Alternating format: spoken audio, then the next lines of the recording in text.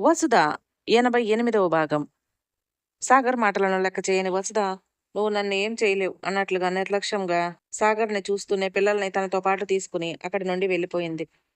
పిల్లలిద్దరూ మేజర్లు కావటంతో వాళ్ళు ఎవరి దగ్గర ఉండాలి అని నిర్ణయించుకునే హక్కు వారికి ఉండటంతో కోర్టు వారు వారిని వారిష్ట ప్రకారం ఎవరి దగ్గరైనా ఉండమని చెప్పటంతో వాళ్ళిద్దరూ కూడా తల్లి వెంటే పయనమయ్యారు. తనని పట్టించుకోకుండా వసుధ అలా నిర్లక్ష్యంగా వెళ్లటం చూసిన సాగర్ ఆమె చూపులోని నిర్లక్ష్యాన్ని భరించలేనట్లుగా కోపంతో ఊగిపోతూ వసుధని ఏదైనా చేయాలి అని ఆవేశంతో తన బైక్ కీ చైన్లో ఉన్న కత్తిని బయటకు తీసి ఆవేశంగా వసుధ మీదకి వెళ్ళబోయాడు. సాగర్ వసుధ మీదకి రావటం చూసి కూడా నందు ఏమాత్రం లెక్కలేనట్లుగా అదే చిరుదరహాసంతో జరిగేది చూడటానికి సిద్ధంగా ఉన్నాడు. కానీ వాసు, రుద్ర ఇద్దరూ వసుధ మీదకి కత్తి తీసుకుని వస్తున్న సాగర్ని చూసి భయంతో చెల్లెలు ముందుకు వచ్చి ఆమెకు అడ్డుగా నిలబడ్డారు అన్నదమ్ములిద్దరు. సాగర్ వసుధని ఇంకొక 2 అడుగులలో చేరుతాడు అనగా ఎక్కడి నుండి వచ్చాడో తెలియదు కానీ మొహానికి ముసుగు ధరించిన భాష సాగర్ ఎదుట నిలబడి సాగర్ మొహం మీద పిడిగుద్దుల వర్షం కురిపించాడు. అసలు ఎవరు కొడుతున్నారో ఎందుకు కొడుతున్నారో అర్థం కాని సాగర్ భాషా దెబ్బలకు మొహం పగిలి పెదవులు చిట్లి మొహమంతా రక్తం కారసాగింది.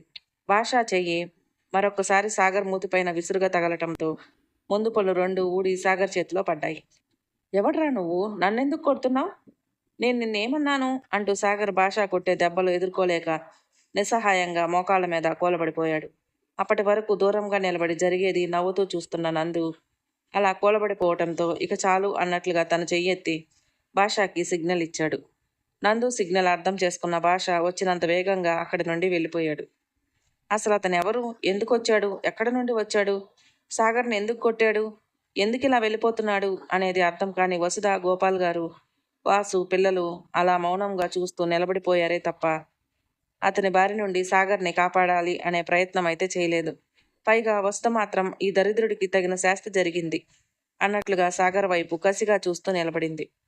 వసుధ మొహంలో కనిపిస్తున్న కసిని చూసిన నందు కనీసం ఇలా అయినా నీలో ఉన్న బాధ కొంతమేర కరిగితే బాగుండు అనుకున్నాడు మనసులో. వీళ్ళందరూ అలా జరిగేది చూస్తూ ఉంటే రుద్ర మాత్రం మనసులో ముసుగులో ఉన్న వ్యక్తి భాష అని గమనించి, ఓహో ఇది బావగడి పనా, అందుకేనా ఉదయం అంత ప్రశాంతంగా ఉన్నాడు. ఏదేమైనా నువ్వు సూపర్రా బావా, ఈ ఈడియట్కి సరైన గుణపాఠం చెప్పావు. నాకు తెలిసి పిల్లలు కోర్టుకు రావటానికి కారణం కూడా నువ్వే అయి ఉంటావు. అలాగే మేఘమాల సాగర్ తిరుగుతున్నట్లుగా ప్రూఫ్ కూడా నువ్వే సంపాదించుంటావు. అందుకేనా ఆ రోజు మేమంతా కంగారు పడుతూ ఉంటే అన్నీ వాటంతటా అవే జరుగుతాయి అంటూ శ్రీకృష్ణుడిలా చిద్విలాసంగా నవ్వుతూ చూసావు అనుకున్నాడు మనసులో.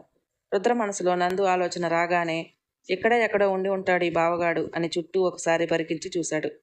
రుద్ర ఊహ నిజం చేస్తూ నందు ఒక చెట్టు కింద ముఖానికి మాస్క్ వేసుకుని కళ్ళకి కళ్ళజోడు పెట్టుకుని వీళ్ళ వైపే చూస్తూ కూర్చున్నాడు. నందుని చూసిన రుద్ర మొహంలో చిరునవ్వు వచ్చి చేరింది. నీతో ఉంటే మా చెల్లెలు జీవితానికి ఎలాంటి దిగులు ఉండదు. ఇప్పుడైతే ఈ రాక్షసుడి నుండి విడాకులు తీసుకుంది, కానీ నీతో పెళ్ళి అంటే ఒప్పుకుంటుందో లేదో మరి. ఇంత చేసిన వాడివి దాన్ని పెళ్ళికి కూడా ఒప్పించి పుణ్యం కట్టుకోరా బాబు, నీ కాళ్ళు కడిగి నెత్తిన చల్లుకుంటాను అనుకున్నాడు రుద్ర మనసులోని మాటలు నందుకు వినిపించినట్లుగా రారా వచ్చి నా కాళ్ళు కడుగు అంటూ నందు అక్కడి నుండి సైగ చేశాడు. నందు సైగ చూసిన రుద్ర, వామ్మో వీడు రాక్షసుడు, నా మనసులో అనుకున్నది కూడా వీడికి అర్థమైపోయింది. చూడు దున్నపోతులా ఎలా చూపిస్తున్నాడో వాడి కాళ్ళు అని నందుని తిట్టుకుంటూనే, నా చెల్లి కోసం నీ కాళ్ళు పట్టుకోవటానికి నేను సిద్ధమే అన్నట్లుగా ఒక చేతిని పొట్ట దగ్గర పెట్టుకుని సలాం చేస్తున్నట్లుగా కిందకు వంగాడు రుద్ర. రుద్ర చేస్తున్న పనిని చూసి నందు చిద్విలాసంగా నవ్వుతూ మై హూనా అంటూ ఓ చెయ్యి పైకెత్తి ఆశీర్వదిస్తూ ఉన్నట్లుగా పోజు పెట్టి అభయహస్తం అందించాడు నందు అక్కడ ఉన్న విషయం తెలియని వస్తా, ఏంటన్నా ఎవరికి సెల్యూట్ చేస్తున్నావు అంటూ రుద్ర పక్కన వచ్చి నిలబడింది. బాబు ఈ రాక్షసి ఇక్కడ నందుని గనక చూస్తే రచ్చ చేస్తుంది, మూసుకుని ఉండటం బెటర్ అనుకుని, ఏం లేదు వసు, ఉన్నట్టుండి గ్యాస్ట్రిక్ ట్రబుల్ వల్ల కాస్త పొట్టలో నొప్పిగా అనిపిస్తే కాస్త రిలాక్స్గా ఉంటుందని పొట్ట పట్టుకొని కిందకు వంగాను అన్నాడు రుద్ర మాటలు విని, ఓ అలాగా, ట్యాబ్లెట్ కానీ ఈనో కానీ ఏదైనా తెప్పించమంటావా అని అడిగింది. ఇప్పుడేం అక్కర్లేదురా, ఇంటికి వెళ్దాం పదా అంటూ వసుని తీసుకుని వాళ్ళ కార్ దగ్గరికి వెళ్ళాడు. రుద్ర, వసుధ వెళ్ళేటప్పటికి గోపాల్ గారు, వాసు పిల్లలను తీసుకుని వెళ్ళి కారులో కూర్చున్నారు. రుద్ర, వసుధ ఇద్దరు రాగానే వాళ్ళిద్దరూ కూడా కారు ఎక్కిన వెంటనే కార్ స్టార్ట్ చేశాడు వాసు. కోర్టు నుండి బయలుదేరిన వసుధ వాళ్ళు నేరుగా ఇంటికి వెళ్ళిపోయారు. అప్పటికే వాసు ఫోన్ చేసి వసుధ విడాకులు మంజూరైన విషయం చెప్పడంతో ఎర్రనీళ్లు సిద్ధం చేసి పెట్టుకుని వీళ్ళ రాక కోసమే ఎదురు చూస్తున్నారు లక్ష్మి గారు. వీళ్ళు ఇంటికి రాగానే అక్కడే ఆగమ్మ వసుధ అంటూ వసుధని గుమ్మంలోనే ఆపేసి ఎర్రనీళ్లతో దిష్టి తీసి, ఈ రోజుతో నీ జీవితంలో పట్టిన దరిద్రం మొత్తం వదిలిపోయింది. ఏ పాపిష్టి కళ్ళు నా బిడ్డ మీద పడకుండా, ఏ పాపిష్టి కళ్ళు నా బిడ్డ మీద పడకూడదు అంటూ ఇరుగు దిష్టి, పొరుగు దిష్టి, ఇంట్లో వాళ్ళ దిష్టి, ఊర్లో వాళ్ళ దిష్టి అంటూ అందరి దిష్టి పోవాలి అని దిష్టి తీసి, నువ్వు ఇంట్లోకి వెళ్ళమ్మా అంటూ ఆ నీళ్లు తీసుకుని బయటకు వెళ్ళారు లక్ష్మిగారు. లక్ష్మిగారు చేస్తున్న పని చూసిన వసుధ కళల్లో నీళ్లు కారిపోతున్నా వాటిని పట్టించుకోకుండా స్వేచ్ఛగా వదిలేసి, ఏంటి బాబాయ్ పిన్నికి చేదస్తం అంటూ నవ్వుతూ గోపాల్ గారిని చూసింది వసుధ. వసుధ మదిలోని భావాన్ని అర్థం చేసుకున్న గోపాల్ గారు వసుధని అక్కున చేర్చుకుని, ఇది నువ్వు బాధపడవలసిన సమయం కాదు తల్లి అంటూ వసుధ కన్నీళ్లు తుడిచి ఇంట్లోపలికి తీసుకువెళ్ళి సోఫాలో కూర్చోబెట్టారు. నా కన్న తల్లిదండ్రులు ఉండవలసిన స్థానంలో మీరిద్దరూ ఉన్నారు బాబాయ్. ఏ జన్మ బంధమో మనది. నన్ను కడుపులో పెట్టుకోవాల్సిన నా కన్న తల్లి కసాయిదానిలా ప్రవర్తిస్తే, పిన్ని మాత్రం మా అమ్మను మరిపించే అంత ప్రేమ నాకు పంచుతున్నారు. ఏమిచ్చి మీ రుణం తీర్చుకోను అంటూ 2 చేతులెత్తి నమస్కరించింది. బంధం అంటూనే రుణం అంటావేం తల్లి? అలాంటి పెద్ద పెద్ద మాటలు మాట్లాడొద్దు. నాకు మీ పిన్నికి ఆడపిల్లలంటే చాలా ఇష్టం. వీళ్ళిద్దరూ మగవెదవలే. ఆడపిల్ల కావాలనే మా కోరిక తీరకుండానే పోయింది. నీ ద్వారా మాకు కూతురు లేని లోటు తీరింది. నీకు చేస్తున్న దాంట్లో మా స్వార్థమే ఉంది తప్ప మరి ఇంకేం లేదు తల్లి అన్నాడు గోపాల్ గారు నవ్వుతూ. గోపాల్ గారి మాటలు విన్న వసుధ, అంతా మీ గొప్పతనం బాబాయ్ అంటూ గోపాల్ గారి ఒడిలో తలపెట్టుకుని పడుకుంది. వసుధకి దిష్టి తీసి ఎర్నీళ్లు పడేసి వచ్చిన లక్ష్మి గారు ఆ ప్లేట్ తీసుకెళ్లి వంటగదిలో పెట్టేసి కాళ్ళు చేతులు కడుక్కొని వచ్చి వసుధ పక్కన కూర్చున్నారు. అమ్మా వసుధ, ఇక దేని గురించి నువ్వు దిగులు పడద్దు. ప్రస్తుతం కొద్ది రోజులు నువ్వు ఏ ఆలోచనలు లేకుండా ప్రశాంతంగా ఉండు, అంతే చాలు అంటూ వసుధని మాటల్లో పెట్టి ఆమె బాధను మరిపించే ప్రయత్నం చేశారు. ఎంత కానివాడైనా, ఎంత దుష్టుడైనా, నీచుడైనా సాగర్ వసుధ భర్త. ఇంతకాలం వాళ్ళిద్దరి మధ్య ప్రేమ బంధం లేకపోయినా తాళి కట్టిన బంధం అయితే ఉంది. ఈరోజు వసుధ ఆ బంధాన్ని తెంచుకుని రావటానికి ఎంత నరకయాతన అనుభవించి ఉంటుందో సాటి ఆడదానిగా లక్ష్మి గారు అర్థం చేసుకున్నారు. కాబట్టి వసుధని మాటల్లో పెట్టి ఆమె బాధను మరిపించే ప్రయత్నం చేశారు. స్నేహితురాలు తన జీవితానికి ఉన్న సంఖ్యల నుంచి నేడు విముక్తి పొందటంతో జాను సంతోషానికి అవధులు లేకుండా పోయాయి. ఇలా కొద్దిసేపు ఇంట్లో అందరితో కబుర్లో పడిపోయిన వసుధ పూర్తిగా నార్మల్ స్టేజ్కి వచ్చింది. పైకి నార్మల్గానే కనిపిస్తున్నా ఆమె లోపల ఎంత బాధ దాగి ఉంటుందో అర్థం చేసుకోగలరు లక్ష్మి గారు, గోపాల్ దంపతులిద్దరూ.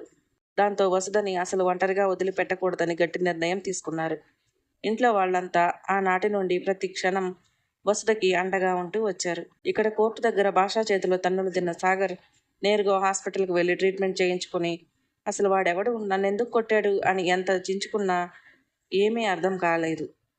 పగిలిన మొహంతో ఇంటికి వెళ్ళటానికి మొహం చెల్లక ఇంటికి ఫోన్ చేసి తన ఆఫీస్ క్యాంప్ పని మీద వేరే ఊరు వెళ్తున్నట్లుగా కమల గారికి చెప్పి ఫోన్ పెట్టేశాడు. సాగర్ విడాకుల విషయం గురించి ఏమీ చెప్పకపోయినా కమల గారు ఆ విషయం గురించి ప్రస్తావించలేదు. కారణం, కోర్టులో విడాకులు మంజూరైన వెంటనే గోపాల్ గారు కమల గారికి ఫోన్ చేసి విషయం చెప్పారు. దాంతో సంతోషించిన కమల గారు, ఇప్పటికైనా నా కోడలికి పట్టిన శనిగ్రహం వదిలిపోయింది. అందుకు నాకు చాలా సంతోషంగా ఉందన్నయ్య గారు. ఇక నా కోడలికి తల్లిదండ్రులైనా, బంధువులైనా, కావలసిన వాళ్ళైనా అన్నీ మీరే. దాని జీవితం ఇక మీ చేతుల్లోనే ఉంది. తనని జాగ్రత్తగా చూసుకోండి అంటూ ఫోన్ పెట్టేశారు కమల గారు. అందుకే ఇప్పుడు సాగర్ ఫోన్ చేసినా కూడా వసుధ ప్రస్తావన తీసుకురాకుండా సాగర్ చెప్పేది విని వెంటనే ఫోన్ కట్ చేశారు. తల్లికి తను క్యాంపుకు వెళ్తున్నాను అని ఎలా అయితే ఫోన్ చేసి చెప్పాడో అలాగే మేఘమాలకి కూడా చెప్పాడు. దాంతో విషయం తెలియని మేఘమాల, మరి విడాకుల సంగతి ఏంటి అని సాగర్ని కదిపింది. అసలే తనని ఎవరు కొట్టారో తెలియని ఫ్రస్ట్రేషన్లో ఉన్న సాగర్ ఒకవైపు, అలాగే వసుధ చూపులోని నిర్లక్ష్యం మరోవైపు గుర్తొస్తూ కోపంగా ఉన్న సాగర్ మేఘమాల విడాకుల ప్రస్తావన తెచ్చిన వెంటనే, నీకెందుకే విడాకుల గురించి, విడాకులు అంటూ నన్ను చావ కొడుతున్నావు. చూడు మేఘ, నీ హద్దుల్లో నువ్వు ఉండు. నీకు ఇదివరకే చెప్పాను, నీకు సంబంధం లేని విషయంలో నువ్వు తలతూర్చకూడదని. అసలైతే నేను ఎక్కడికి వెళ్తుంది నీకు చెప్పాల్సిన అవసరం కూడా నాకు లేదు. కానీ మళ్ళీ అయ్యో పాపం కంగారు పడతావని ఫోన్ చేసి చెప్తే తిరిగి నన్ను ప్రశ్నలు వేస్తూ లేనిపోని పెత్తనాలు చేయడానికి చూస్తున్నావు. నేను మళ్ళీ ఇంటికి వచ్చే వరకు నాకు ఫోన్ చేసి విసిగిస్తే మర్యాదగా ఉండదు. జాగ్రత్త అంటూ మేఘమాలను అరిచి ఫోన్ పెట్టేశాడు సాగర్. ఆ తర్వాత ఊర్లో ఉండటానికి మొహం చల్లక గాయాలు తగ్గే వరకు ఫ్రెండ్ ఊరికి వెళ్ళాలి అని అక్కడి నుండి బస్టాండ్కి వెళ్ళిపోయాడు. తెలిసిన ఫ్రెండ్ ఊరికి వెళ్ళటానికి బస్ ఎక్కేశాడు సాగర్. వసుధ సాగర్ నుంచి విడాకులు తీసుకున్న తర్వాత ఆమెకి ప్రతి క్షణం అండగా ఉంటూ వచ్చారు రుద్ర కుటుంబం. అలాగే నందు కూడా. వసుధని వదిలిపెట్టకుండా వీలైనంత వరకు ఆమెని అంటిపెట్టుకునే తిరుగుతున్నాడు. ఇలా రోజులు గడిచి వసుధకి సాగర్కి విడాకులయ్యి అప్పటికి 15 రోజులు గడిచిపోయాయి. మరోవైపు నందు తండ్రి సీతారాం గారు నందుకు ఇచ్చిన గడువు పూర్తయి 15 రోజుల పైనే కావస్తున్న నందు నుంచి ఎటువంటి సమాధానం రాకపోవటంతో ఆయన నందు మీద ఒత్తిడి తీసుకురాసాగాడు నందు పెళ్లి విషయంలో. మరోపక్క వసుధ ఎప్పటికప్పుడు నిహిత్ గురించి నందుకి చెప్పాలి అని చెప్పలేక ఆగిపోతుంది. ఇంకో పక్క నందు వసుధని పెళ్లి చేసుకోవాలనుకుంటున్న విషయం, అలాగే ఈ పెళ్లికి తన తండ్రి కూడా అంగీకరించాడు అనే విషయం ఎప్పటికప్పుడు చెప్పాలి అనుకుంటూ చెప్పలేక మౌనం వహిస్తున్నాడు. వాళ్ళిద్దరిని చూస్తూ ఉంటే ఇప్పట్లో బయటపడేలా లేరు అని అర్థం చేసుకున్న రుద్ర ఏదో ఒకటి చేయాలి అని గట్టిగా నిర్ణయించుకుని సంధ్యా సూర్యల ఇద్దరికి ఫోన్ చేసి వాళ్లను ఇంటికి రమ్మని చెప్పాడు. అలాగే నందు తల్లిదండ్రులైన సీతారాం గారు మరియు శాంతి గారికి ఫోన్ చేసి, అత్తయ్య, మామయ్య, మీరు అర్జెంటుగా బెంగళూరు బయలుదేరి మన ఇంటికి వచ్చేయండి, మీతో కాస్త మాట్లాడాలి అన్నాడు రుద్ర. రుద్ర ఎందుకు రమ్మంటున్నాడో అర్థం చేసుకున్న సీతారాం గారు, సరే రేపు ఉదయానికల్లా బయలుదేరి వచ్చేస్తాం అని చెప్పారు. మేనల్లుడు ఉన్నపలంగా ఎందుకు రమ్మన్నాడో అర్థం కాని శాంతి గారు మాత్రం, అదేంట్రా అలా ఉన్నపలంగా వచ్చేయి అంటే, ఇక్కడ కష్టమైపోతుంది కదా, ఇంటి దగ్గర పాడి ఉంది, దాన్ని ఎవరు చూసుకుంటారు, పైగా రేపు పొలంలో మందు చల్లాలి, అవతల పని వాళ్ళను కూడా పిలిచున్నాను తోటలో కలుపు తీయించడానికి, ఇప్పుడు ఉన్నట్టుండి నన్ను మీ మామయ్యను ఇద్దరిని వచ్చేయి అని అంటున్నావు, ఆ పనులు ఎవరు చూసుకుంటారు అంటూ గయ్యమన్నారు శాంతిగారు. శాంతిగారు మాటలు విన్న రుద్ర, అబ్బా అత్తయ్య, ఆ పనులన్నీ ఎప్పుడూ ఉండేవే కదా, అయినా నువ్వు ఏదో పొలంలో కష్టపడి పనిచేస్తున్నట్లు మాట్లాడుతున్నావేంటి, ఒకరికి 4 పాలేర్లున్నారుగా, అంతా చూసుకునేది వాళ్లేగా, కాబట్టి నువ్వు అక్కడ లేకపోయినా వచ్చే నష్టమేం లేదు, కానీ మామయ్యతో కలిసి రేపు ఉదయానికల్లా బయలుదేరి ఇట్టు చూడు అన్నాడు రుద్ర నవ్వుతూ. నీకు నా మీద సెటైర్లు వేయటం బాగా అలవాటైపోయిందిరా, ఉండు, అక్కడికి వచ్చిన తర్వాత చెప్తా నీ సంగతి, మా అన్నయ్యతో చెప్పి నీ ముక్కుకు తాడు వేయిస్తాను, ఒంటి మీద అన్ని ఏళ్ళు వచ్చినా సరే పెళ్లి పెటాకులు లేకుండా తిరుగుతున్నావు, పైగా నా మీదే సెటైర్లు వేయటం మొదలు పెట్టావు కదా, చెప్తా నీ సంగతి అంటూ ఫోన్ పెట్టేసి ప్రయాణానికి కావాల్సిన ఏర్పాట్లు చూడసాగారు శాంతిగారు. ఎంత వయసు వచ్చినా సరే ఆడవారికి పుట్టింటికి వెళ్తున్నామంటే ఎక్కడ లేని సంతోషం వారి మొహంలోనికి వచ్చి చేరుతుంది. ఆ సంతోషంతోనే మేనల్లుడు ఫోన్ చేసి పుట్టింటికి రమ్మని పిలవగానే పొలాల్లో దొరికే కూరగాయలు, పప్పు దినుసులు ఇంట్లో పాడి ఉండటం వల్ల ఇంట్లోనే ఫ్రెష్గా చేసిన నెయ్యి, అలాగే పచ్చళ్ళు, పొడులు, కారాలు, పిండి వంటలు అన్నీ సిద్ధం చేసుకుని వాటిని జాగ్రత్తగా ప్యాక్ చేసుకుని రాత్రికల్లా ప్రయాణానికి కావలసిన ఏర్పాట్లన్నీ పూర్తి చేసుకున్నారు శాంతిగారు. శాంతిగారు తయారు చేసిన వంటలన్నీ చూసిన సీతారాం గారు నవ్వుతూ, చాలా, ఇంకేమైనా కావాలా, అమ్మగారి ఇంటికి వెళ్తున్నాము అంటే చాలు ఎక్కడ లేని సంతోషం వచ్చి చేరుతుంది, పైగా వయసు అయిపోయింది అంటూ ముక్కుతూ మూలుగుతూ ఉండే నువ్వు ఎక్కడ లేని హుషారు తెచ్చుకుని వాళ్ళకి కావలసినవన్నీ స్వయంగా నీ చేతులతో నువ్వే చేస్తావు, నిన్ను ఎలా అర్థం చేసుకోవాలో నాకు ఈ రోజుకి అర్థమై చావద్దు శాంతి అన్నారు సీతారాం గారు నవ్వుతూ. భర్త మాటలు విన్న శాంతి గారు నవ్వుతూ, నన్ను అంటున్నారు కానీ మీరు మాత్రం తక్కువ తిన్నారా ఏంటి, మా అన్నయ్యకి ఇష్టమని పూతరేకులు, పాలముంజలు తెప్పించలేదా ఏంటి, పైకి కనిపించరు కానీ మీకు కూడా మా వాళ్ళ కోసం ఇవన్నీ పట్టుకెళ్ళాలి అని ఉంటుంది కదండి, అయినా నాకంటూ ఉన్న ఏకైక బంధం మా అన్నయ్య మాత్రమే, వాడి దగ్గరకు ఎప్పుడో ఒకసారి వెళ్తాను, అలాంటప్పుడు వాడి కోసం ఈ మాత్రం చేయకపోతే ఎలా అన్నారు శాంతి గారు నవ్వుతూ. అవును శాంతి, నువ్వు చెప్పింది నిజమే, ఎన్నేళ్లు గడిచినా ముసలితనం మనల్ని ఆవహించినా మనది అనుకునే మన రక్త సంబంధం తలుచుకుంటే వచ్చే సంతోషమే వేరు, ఆ సంతోషమే ఇప్పుడు నీ మొహంలో స్పష్టంగా కనిపిస్తుంది, నీ మొహంలో కనిపిస్తున్న ఈ సంతోషం ముందు నువ్వు తీసుకెళ్తున్నది చాలా చిన్న కానుకలు శాంతి, అయినా నిన్ను మాత్రం మీ అన్నయ్య ఒట్టి చేతులతో పంపిస్తారా ఏంటి, వెళ్ళిన ప్రతిసారి నగలని, చీరలని ఏదో ఒకటి కొనిపెడుతూనే ఉంటారు మీ అన్న వదినలు, వాళ్ళు నీకు ఇచ్చే కానుకల ముందు నువ్వు తీసుకెళ్లేది చాలా చిన్నవిలే అన్నారు సీతారాం గారు నవ్వుతూ. భర్త మాటలను విన్న శాంతి గారు అదే నవ్వును కొనసాగిస్తూ, కానుకలలో నేను చూసేది దాని విలువ కాదండి, వాళ్ళు నా మీద చూపించే ప్రేమ, ఇక్కడ నేను ఇవన్నీ చేసి తీసుకెళ్తున్నది కూడా మా అన్నయ్య మీద, వదిన మీద, నా మేనల్లుల మీద నాకున్న ప్రేమతోనే, నేను తీసుకెళ్లే వస్తువుల్లో నా ప్రేమ మాత్రమే కనిపిస్తుంది, అలాగే వాళ్ళు నాకు కొనిపెట్టే ఏ వస్తువులో అయినా నేను వారి ప్రేమను మాత్రమే చూస్తాను, ఖరీదును కాదు అన్నారు శాంతి గారు. భార్య మాటలు విన్న సీతారాం గారు, నీ గురించి నాకు తెలీదా శాంతి, ఏదో సరదాగా ఆట పట్టించడానికి అన్నానులే. సరే, ఇప్పటికే చాలా ఆలస్యమైంది, వెళ్ళి పడుకో. ఉదయాన్నే డ్రైవర్ రంగన్న వస్తాడు. ఉదయం 5ంటికే లేచి రెడీ అయి ఉండు. మనం అక్కడికి చేరుకునేసరికి దాదాపు రాత్రి అయిపోతుంది. కాబట్టి నువ్వు ఉదయం లేచిన వెంటనే టిఫిన్ కాఫీ ఏర్పాట్లంటూ కూర్చోకుండా తొందరగా తయారైతే మంచిది. పడుకుందాం పదా అంటూ గదిలోకి వెళ్ళిపోయారు సీతారాం గారు.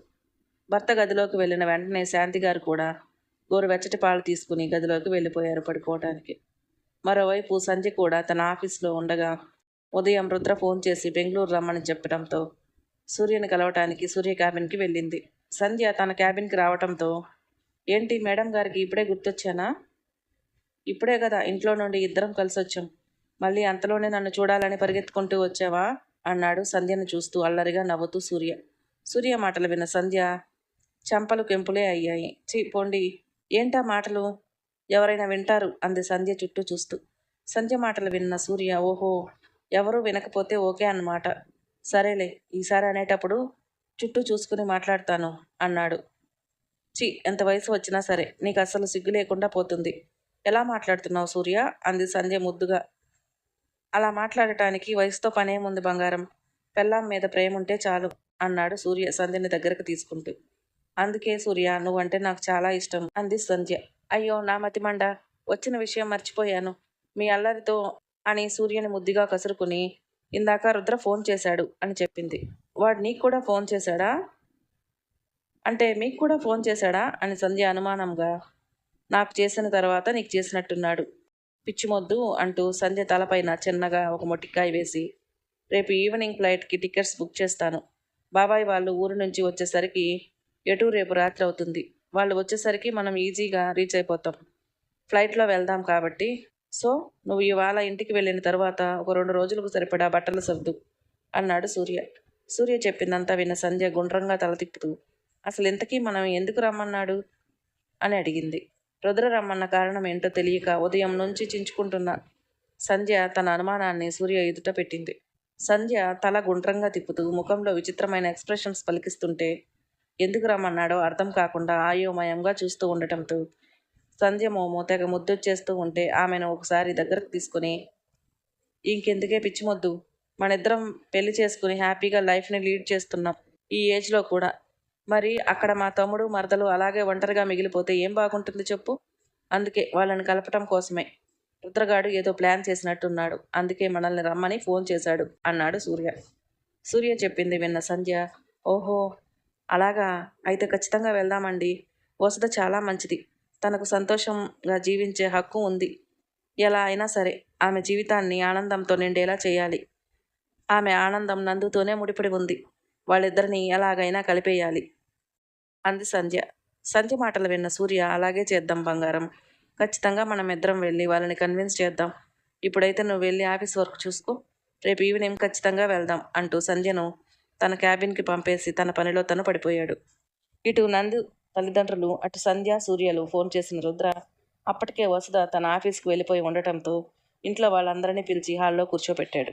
నిశాంత్ నిషితో సహా అందరినీ హాల్లో కూర్చోబెట్టాడు వసు నందులను కలపటం కోసం తనేం చేయాలనుకుంటుంది, ఎలా చేయాలనుకుంటుంది అందరికీ క్లియర్గా ఎక్స్ప్లెయిన్ చేసి, రేపు రాత్రికల్లా అందరూ వస్తారు. సో ఎల్లుండి ఉదయం అందరం వసుధతో మాట్లాడడానికి సిద్ధంగా ఉండమని చెప్పాడు. రుద్ర చెప్పింది విన్న కుటుంబ సభ్యులు అందరూ కూడా ఎంతగానో సంతోషించారు. ఎలా అయినా సరే వాళ్ళని ఒకటిగా చేయాలని అందరూ తమ వంతు సహకారం అందిస్తామని రుద్రకి చెప్పారు. నిషి అయితే ఖచ్చితంగా, మామ నువ్వు అనుకున్నట్లే జరుగుతుంది, అందుకు ఏం చేయాలో నాకు బాగా తెలుసు అంది ఏదో ఆలోచిస్తూ. నిషి ఆలోచనను గమనించిన రుద్ర, ఇదేదో గట్టిగానే ఫిక్స్ అయి ఉంటుంది. ఈ రాక్షసి తలుచుకుంది అంటే ఖచ్చితంగా చేసి తీరుతుంది, కాబట్టి నేను నిశ్చింతగా ఉండొచ్చు అనుకున్నాడు మనసులో. ఇంట్లో అందరితో మాట్లాడిన రుద్ర, సరే నాకు ఆఫీస్కి టైం అవుతుంది అన్నయ్య, నేను ఆఫీస్కి వెళ్తున్నాను నాన్న.